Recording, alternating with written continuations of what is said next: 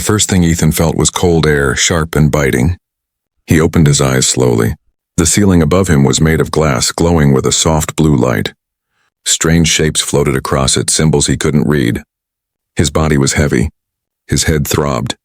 And the last thing he remembered was the explosion of his ship, the USS Horizon, during the alien attack.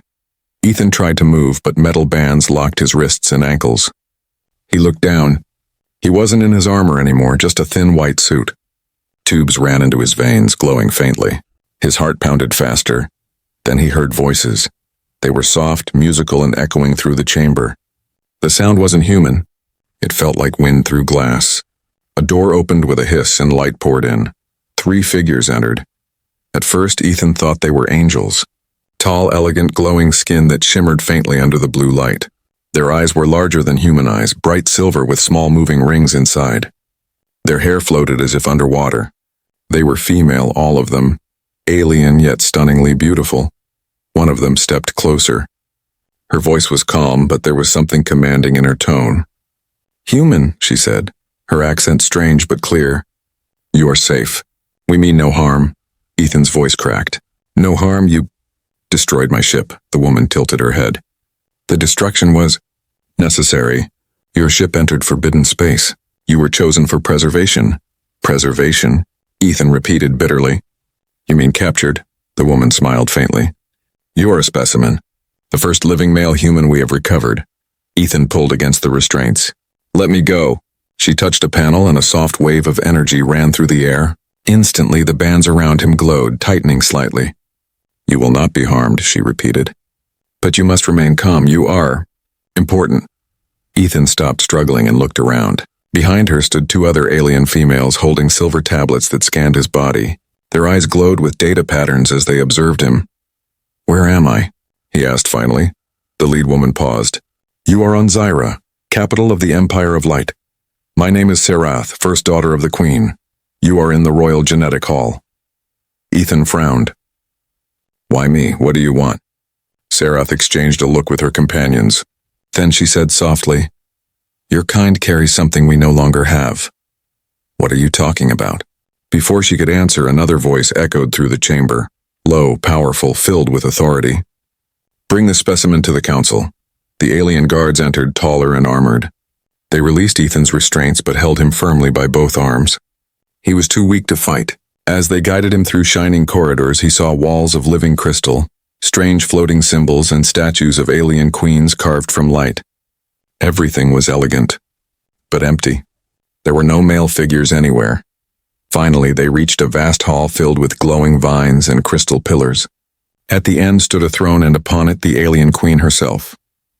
Her beauty was otherworldly, tall, graceful, her presence radiating power and sorrow. Sarath knelt. "Mother, the human lives!" The queen's voice filled the hall. "Bring him closer." Ethan was pushed forward. The queen studied him with cold eyes, then stood and walked around him like a scientist examining a rare creature. "So fragile," she murmured. "Yet perfect." Ethan gritted his teeth. "If you think I'm some experiment..." The queen raised a hand. "Silence. You misunderstand your purpose, human. We do not need your body for testing. We need what flows within it." Ethan blinked. "My blood?" She shook her head slowly. "Your essence. Your DNA." He froze. "DNA? You have your own." The queen's eyes dimmed. "Not anymore. Our males are gone. Our line weakens. Our future dies with us. But your kind, your species breeds life even in death. You are a key we lost long ago." Ethan stared at her, horrified. "So that's why you took me?" To save a civilization," the queen interrupted. "Yes, but we do not use machines for creation. Only the natural method remains pure." Ethan's eyes widened. "You're kidding me." The queen smiled faintly.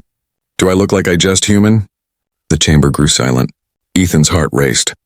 He couldn't believe what he was hearing. Millions of light years from home, trapped in an alien palace, and now being told he was supposed to repopulate a dying alien race. Before he could speak, Sarath stepped forward quickly. "Mother, he is frightened." "Perhaps he should rest." The queen raised her hand. "You will prepare him, daughter. His trials begin soon."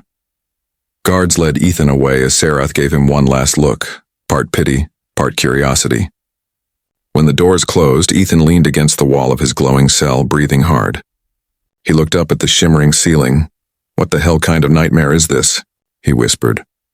But deep in the palace, unseen, Serath's younger sister Lyra watched from a secret balcony. Her silver eyes followed the human with a strange feeling she couldn't name, something her kind hadn't felt in centuries. Curiosity, compassion, maybe even hope. Ethan didn't sleep that night. The bed in his new chamber was soft, the air was warm, but his mind was on fire. He kept replaying the Queen's words. "We need your DNA, by the natural method." It sounded insane, like something out of a nightmare, but every time he looked around he knew it wasn't a dream. The walls were alive, glowing veins pulsed softly and the room hummed like a heartbeat. He sat up, rubbing his face. "I need to get out of here," he whispered. Just then the door opened with a hiss. Serath, the Queen's eldest daughter, then stepped in, dressed in a long silver robe that shined like liquid metal. 2 guards followed her, holding strange staffs that glowed at the tips. "The council is waiting," she said calmly. "You must come." Ethan frowned. "Council? For what, another experiment?" Serath didn't answer. Her expression was unreadable, calm but tired, like someone carrying too much weight. "Please," she said simply. "Follow me," Ethan sighed. "Fine, but if someone tries to poke me again with glowing needles, I swear I'll—" "Human," Serath interrupted gently. "You are not our prisoner anymore. You are our last chance." That sentence made him pause. He followed her through a long corridor lined with crystal windows showing the city of Zira below. Massive towers of light floating over rivers of energy. Strange flying ships glided through the air silently like silver birds. Everything looked advanced but strangely lonely. There were no crowds, no children, no laughter, and only silence and machines. "What happened to your world?" Ethan asked softly. Serath didn't turn to him. "It is dying. Our energy fades. Our blood weakens. The male kind of our species vanished centuries ago, victims of the Black Plague, a weapon we created to destroy our enemies. But it destroyed us instead." Ethan felt a chill. "So that's why you want my DNA?" She nodded slowly. "Humans are adaptable. Your genes survive everything. War, radiation, even deep space. Our scientists believe human DNA can restore what we lost." Ethan looked at her seriously. "You mean, you want me to breed with your kind?" Serath didn't blush. Her eyes were too ancient for that. "Yes, but the Queen demands the natural way. She believes only the old method can awaken true life again." Ethan gave a short, humorless laugh. "And what if I say no?" Serath stopped walking. The guards tensed. She turned to face him, her silver eyes glowing faintly. "Then our world will end and the blame will be yours. The extinction of Zira will carry your name, human." Her words hit hard. But before Ethan could reply, they reached a massive door. It opened like a blooming flower, revealing a round chamber filled with 12 thrones of silver light. Each throne held a queen, each from a different alien house.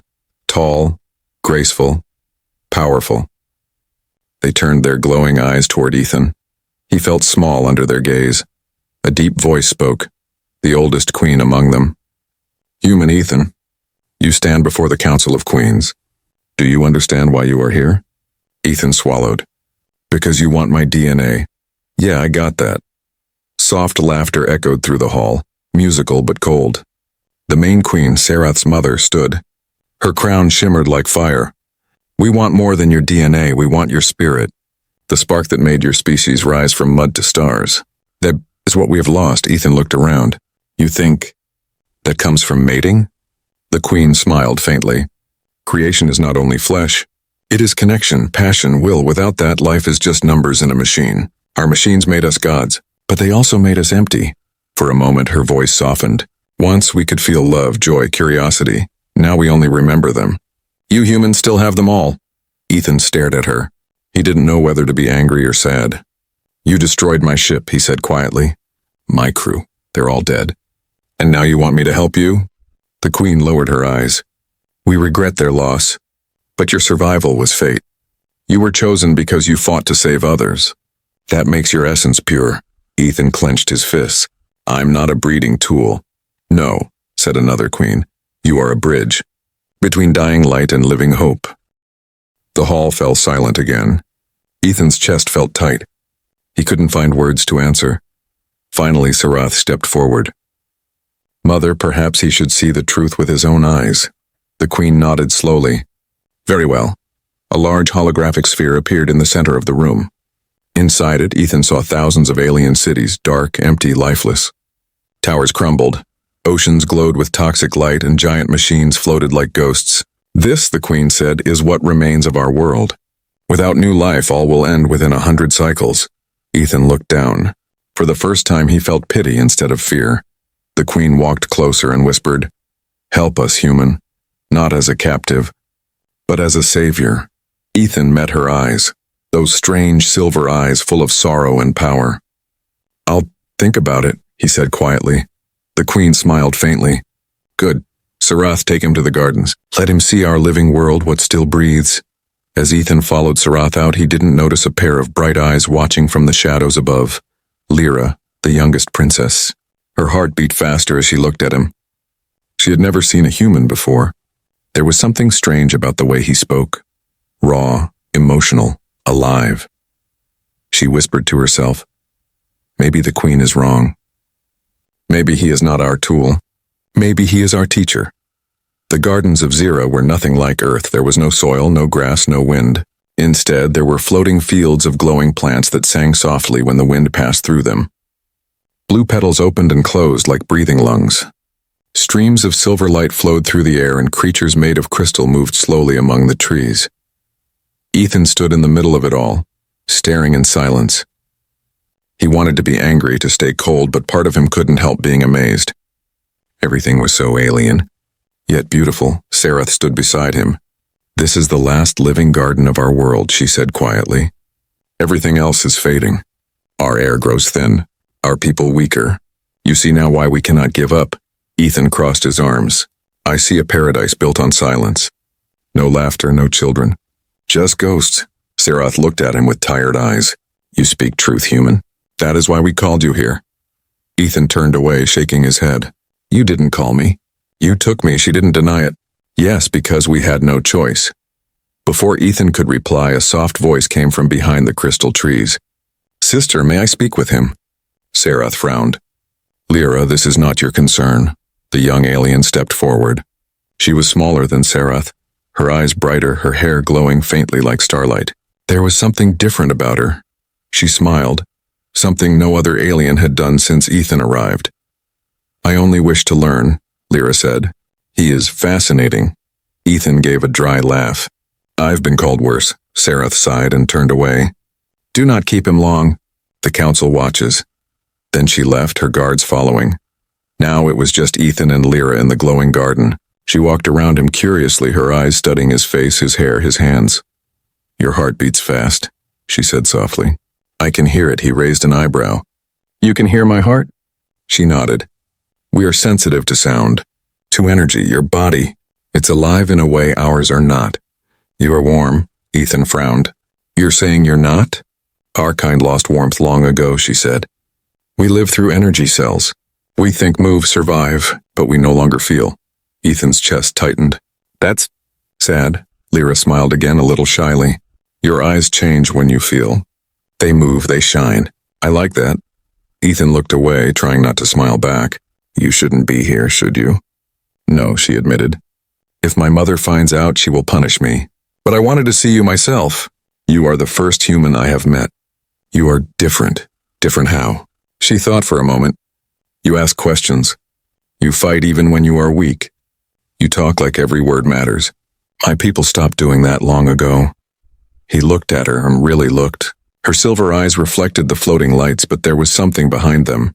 Curiosity, maybe even loneliness. "I used to be a soldier," he said quietly. "I fought for people who couldn't fight for themselves. I thought I understood the enemy. But now, looking at you, I'm not sure who the enemy is anymore." Lyra tilted her head. "Maybe there is no enemy. Only pain." For a moment, the garden was silent. The glowing plants swayed gently, and the sound of soft humming filled the air. Then Lyra reached out and touched his hand. Her fingers were cool, smooth like glass. Ethan didn't move. Her touch felt almost electric, like tiny sparks under his skin. "You're warm," she whispered again, her voice trembling slightly. "I can feel it." Ethan hesitated, then slowly turned his hand to hold hers. "Now you are too," she gasped softly. Her eyes widened. For the first time in her life, she felt a pulse, a rush of life through her veins. Her energy sensors flickered, confused. What is this feeling? Ethan smiled softly. That's called being alive. But their quiet moment ended when a loud alarm echoed through the garden. The lights above turned red, and Sarath's voice thundered from the speakers. Lyra, step away from the human. Guards rushed in from every direction. Ethan raised his hands, but one of the guards hit him in the chest with a glowing staff. Pain shot through him like fire and he fell to his knees. Don't hurt him, Lyra screamed, standing between Ethan and the guards. He did nothing wrong. Enough! Sarath appeared, furious. You risk the Queen's wrath for this creature? Lyra's voice trembled. He's not a creature. He's alive, he feels. He made me feel again. The guards froze. Even Sarath hesitated. Take him back to his chamber, she finally said coldly. And Lyra, you will not leave your quarters until the Queen allows it. Ethan was dragged away, his body weak but his mind racing. As he looked back, he saw Lyra standing among the glowing plants. Her eyes filled with something the aliens had not known for centuries. Emotion. That night, Ethan sat alone in his glowing cell, staring at the ceiling. He touched his chest where she had held his hand, still feeling the faint warmth there.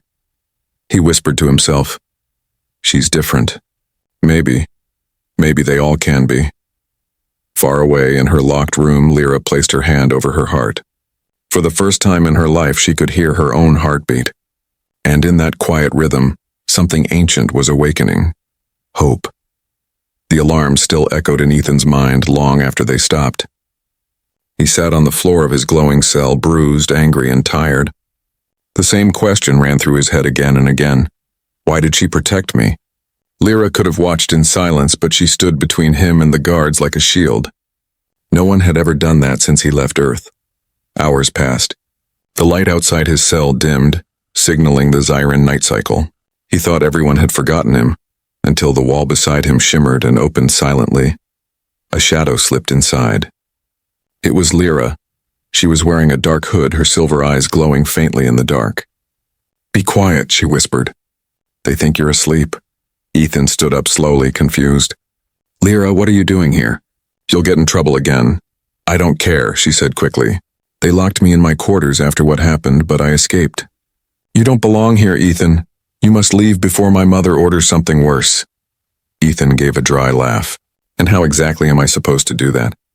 You got a spaceship in your pocket? Lyra's lips curved slightly. Something better. Follow me. She touched the wall and it opened into a secret corridor glowing with dim blue light. Ethan hesitated, then stepped in. The walls closed silently behind them. Where are we going? He whispered. To the outer docks, Lyra said. There are old transport ships used for energy collection. If you reach them, you can escape into the storm fields. The scanners won't find you there. Ethan blinked. And what about you? I'll stay, she said quietly. If they see me gone, they'll know I helped you. Someone has to distract them. Ethan stopped walking. No, you're not staying behind for me. Lyra looked at him, her silver eyes soft but firm. You don't understand.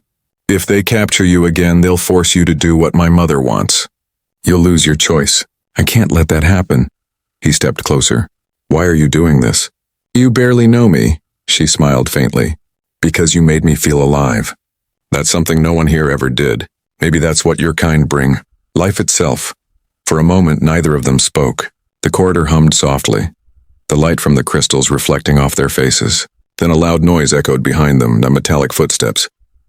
Guards, Lyra whispered. They found us. She grabbed his hand and ran. The corridor twisted downward, leading into a hall full of glowing pods. Drones hovered above, their eyes scanning the area. Ethan pulled Lyra behind a console. They're scanning. We can't run through that. She pressed a small crystal against the control pad. A ripple of blue energy spread across the room. This will blind the drones for a few moments. Go. They sprinted across the hall. The air was filled with the low hum of alarms starting up again. Red lights flashed.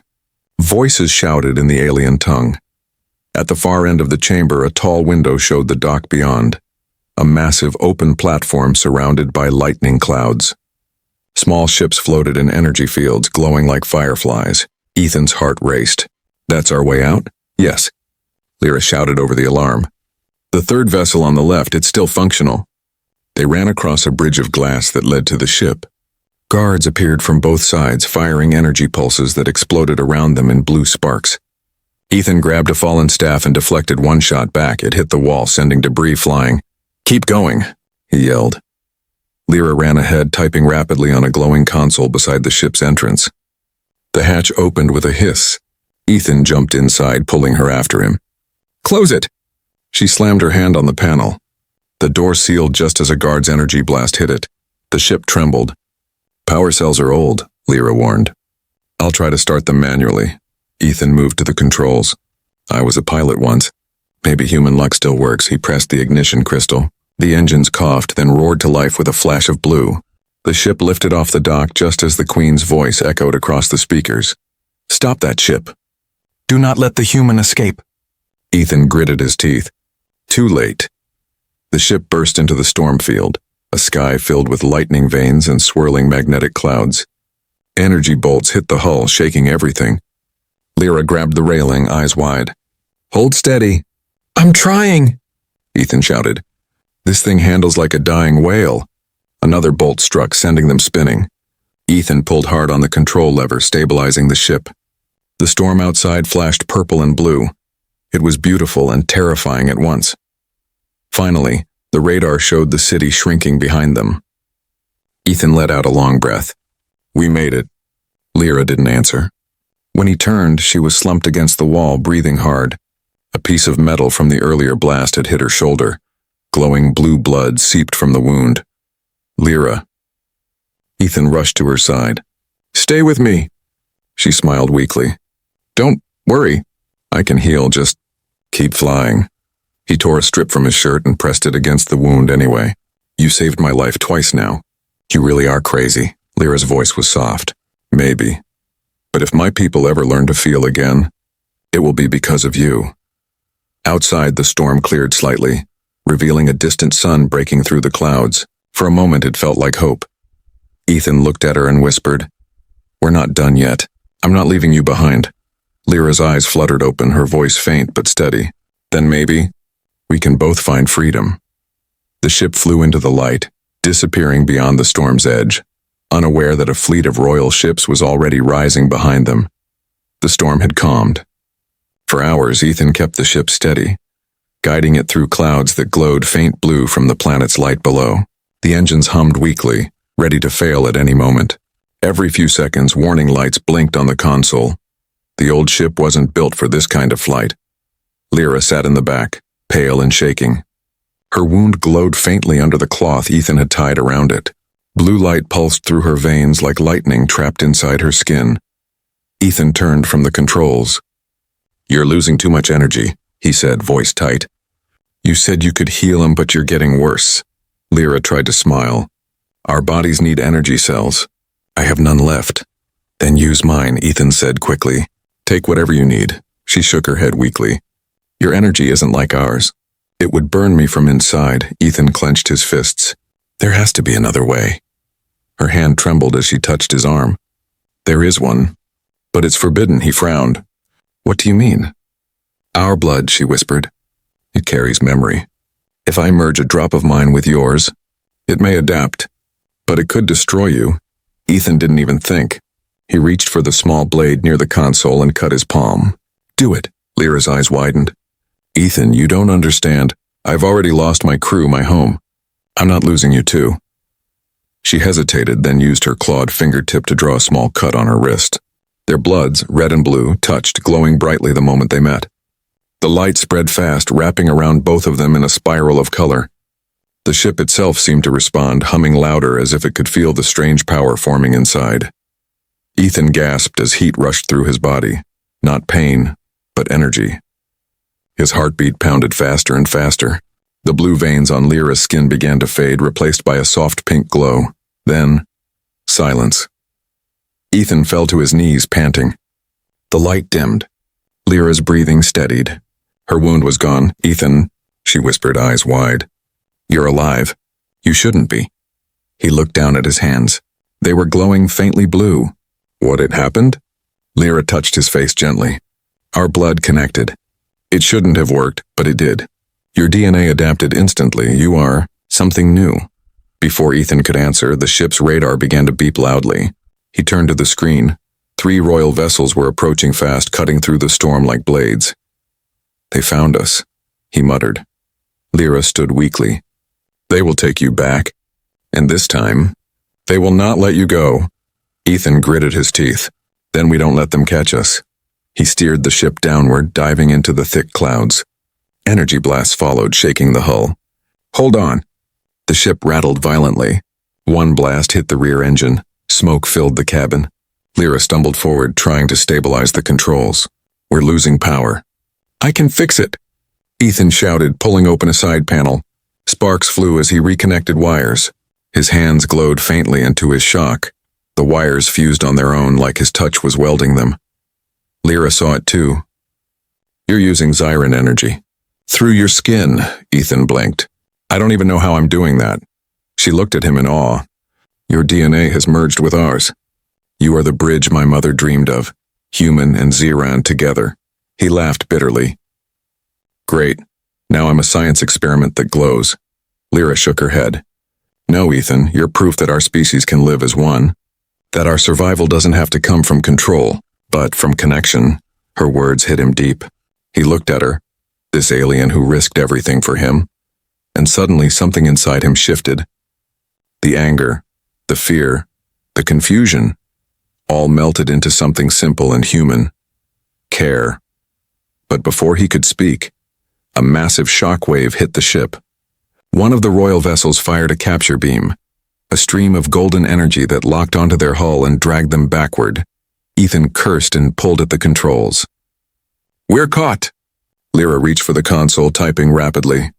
There's one emergency command left. We can overload the core and break the beam, but it'll destroy the ship, Ethan finished. She nodded. One of us has to stay to trigger it. Ethan stared at her. Don't even think about it, she gave a sad smile. You carry our future now, Ethan. If one must survive, it should be you. Before she could move, Ethan grabbed her arm. We do this together.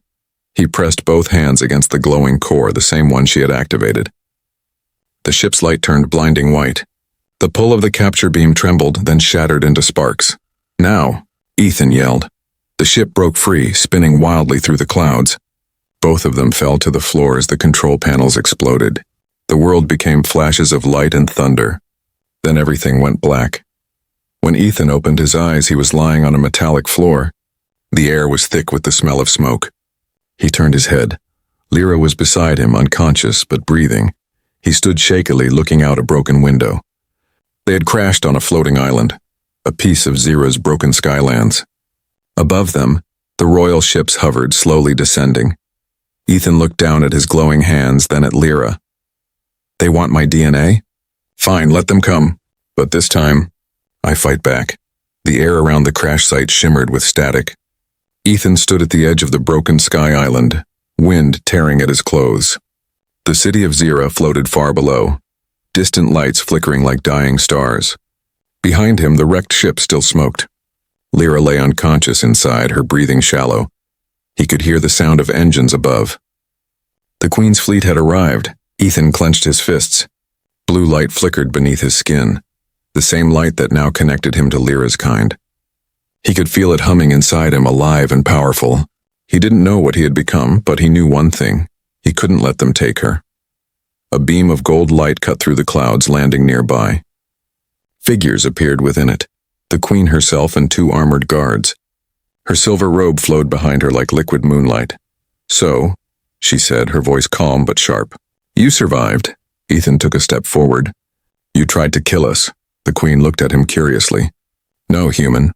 I tried to contain you. You are no longer what you were. You are the fusion of 2 species, an unstable creation. You carry both salvation and destruction. Ethan's eyes narrowed. You call me unstable, but your people are dying because of your obsession with control. Lyra saved me. She showed me your people can still feel and can still love. The Queen's expression didn't change. Love is weakness. We lost our world because of it. Now only logic keeps us alive. Ethan shook his head. No, logic without heart is just emptiness. You're alive, but you're not living. The Queen raised her hand and the guards aimed their weapons. You will come with us. Your DNA will be extracted, your body studied. The process will save Zira, with or without your consent. Before Ethan could move, the guards fired. Blue energy bolts streaked toward him. But the moment they hit, his body glowed, and the energy absorbed into his skin. He looked down in shock. His veins pulsed like lightning. The merged blood was giving him power. The Queen's eyes widened. Impossible. Ethan stepped forward, energy crackling around his fists. You wanted human DNA, right? Well, this is what happens when you underestimate it. He slammed his hand into the ground. A burst of blue energy erupted, knocking the guards off their feet. The Queen shielded herself with a wave of silver light, but the ground beneath her cracked. Behind him, Lyra stirred, coughing weakly. Ethan, stop.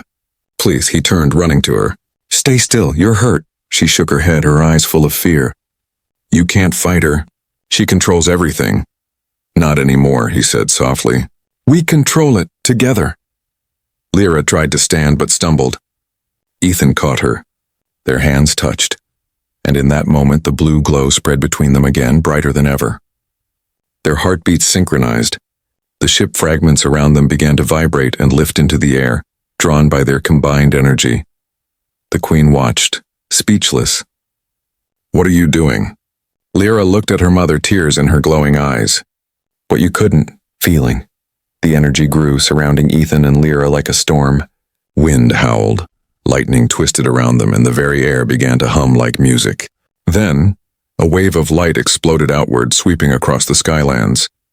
Every alien in the fleet gasped as the glow touched them. For the first time in centuries, they felt warmth, emotion, life. The cold calm of logic broke apart, replaced by tears, laughter, and heartbeat. The Queen staggered backward, eyes wide. No, this cannot be. What have you done? Ethan stood holding Lyra close, the energy slowly fading from his skin. You said I carried your salvation. You were right, but it wasn't in my blood. It was in my heart. Lyra's voice was soft but steady. Our people were dying, not because our bodies failed, but because our souls forgot how to live. The Queen sank to her knees. For the first time, her eyes shimmered, not with light, but with tears. I feel it, she whispered. After so long, Ethan looked at Lyra. She's feeling again. Lyra smiled faintly. Then there's hope. But the energy surge had taken its toll. The glow around them dimmed. Ethan fell to one knee, breathing hard. His skin flickered between blue and human tones. Lyra panicked. Ethan, you're fading! He gave a weak smile. Guess human bodies weren't made for this kind of power. No, she cried, holding him close. You can't die now. You gave us everything. He placed a hand on her cheek. Then promise me one thing. Anything, she whispered. Don't let them forget, he said softly. Don't let them forget what love feels like. Tears rolled down her face as his eyes began to close. Ethan, please. He smiled faintly. You saved me first. Then the light around him faded, leaving only silence and the sound of the wind. Lyra held him for a long time. The Queen stood nearby, her expression filled with grief and wonder. Around them, the sky was changing. Bright blue light spreading across the horizon, touching every tower and every heart in Zira. The Queen looked at her daughter. He gave his life to save our souls. Lyra wiped her tears, her voice trembling but strong. Then we must honor him. Not with machines, but with memory. She looked toward the rising sun. From this day, Zira will live again. The sun rose over Zira for the first time in centuries. Not the pale, dying light the aliens had known, but a warm golden glow that painted the sky in colors they had forgotten. Blue, pink, and gold. The floating cities that once drifted in silence now shimmered with life. The air hummed with energy, and the once cold people of Zira felt something they hadn't felt in generations, heartbeats. At the center of it all stood Queen Lyra. No longer the curious princess who broke the rules. She now ruled with both wisdom and warmth. Her silver crown shimmered softly, but her eyes, once cold and empty, now carried human light within them, the legacy of Ethan. Every morning, she walked to the memorial garden, the place where Ethan had fallen. There, a great crystal rose from the ground, glowing softly with blue and red light intertwined, symbolizing the unity of human and Zyran blood. At its base was an inscription carved in both languages. He gave us life not through science, but through love. Lyra would stand before it every day, her hand over her heart and whisper, "Good morning. Ethan, you're still here in every sunrise." Years passed. Zira changed. Children played again in the crystal fields. Their laughter echoed through the towers. Some had pale blue skin, others human warmth in their eyes. The first generation of hybrids. They were proof that two worlds could become one. These children carried both curiosity and compassion. They learned science, but also stories. They studied stars, but also emotions. They were strong, fearless, and alive. The living bridge between two dying races. In the Academy of Life, one young hybrid boy asked the Queen during a lesson, "Mother Lyra, is it true that a human once lived among us?" Lyra smiled gently. "Yes, little one. He was brave, stubborn, and full of questions." "What happened to him?" the boy asked. Lyra looked toward the window where the sunlight poured in. "He became part of everything, the air, the light, and every heart that beats on Zyra." The boy tilted his head. "Did he love you?" Her smile softened. "He taught me what love truly means." That night, Lyra walked alone to the garden again. The twin moonlight reflected on the crystal monument. She knelt before it, her long robe flowing around her like silver water. "You'd laugh if you saw them, Ethan," she whispered with a small smile. "They argue, play, dream, just like humans. You said love was the strongest DNA. You were right." The wind carried her words softly through the glowing flowers. Behind her, the Queen Mother, older now, frail but peaceful, approached slowly. "The council meets tomorrow," she said. "They wish to expand to the stars again." Lyra nodded. "But not as conquerors. As explorers, not to learn, not to rule." The old queen smiled faintly. "You have your human stubbornness." "And his heart," Lyra replied softly. The two stood side by side, looking at the dawn creeping over the horizon. The Queen Mother placed a hand on her daughter's shoulder. "Perhaps at last we are worthy of the gift he gave." Lyra nodded.